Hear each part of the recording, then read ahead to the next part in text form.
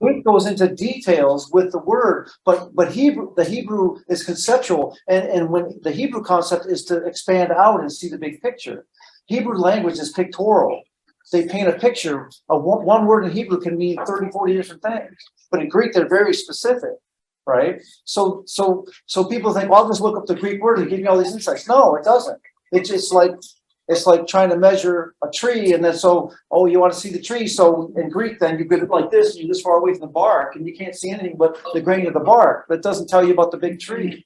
But Hebrew thinking is you step back, and then I see the tree, and then I know the different parts of the tree and how it fits. So the digging into the Greek only helps so much. Sometimes it can be confusing. No, but I'm just talking about translations. Yeah, well, you can try to find different translations. Different translations can use different words, which give you a different thought, and that can be good. But you have to be careful because it can sometimes they put their own idea in there, and it's not what the Bible's saying. And that's why some of the translations, they actually leave verses out because they don't think they make sense. Well, you don't want those versions. I often find the best is you look up the original Greek word, but then you look at everywhere that word is used, and then you read all those scriptures, and now you're getting a broader idea of how God uses that word. Or the New Testament writers will use the word. Yes. Because like any language, there's euphemisms and there's things. So you can say, kick the bucket, and we say kick the bucket. And 1,000 years from now, they're reading people kicking the bucket. But what does it mean when they walk around kicking buckets? They have no idea. Well, it's the same idea in the New Testament. They had language they would use that they understood, and then when you try to translate it, no matter how detailed you get, you're not getting it because it's not a translation; it's a euphemism. Well, this whole culture we live in today is very difficult. That's cool, right? Well, what year are we talking about? Who's saying it? Right. Now, I think your point is particularly on target because in the 4 years I spent in seminary, we focused on the work of exegesis, and we did not focus on stepping back and looking at the big picture. Right. Right.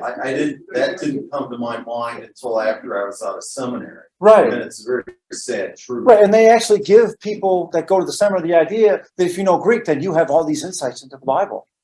And then these people take Greek, because I finally had to take it because they kept telling me I wasn't legitimate to teach a teacher unless I knew Greek. So I take Greek. Okay, what did it add to my knowledge of the Bible? Nothing. Well, the other thing, all it teaches you is you don't know Greek. The other, there's a bunch of common sense things they don't teach us is that the Bible doesn't matter. New Testament and Old Testament is multi-level language anyway. Right.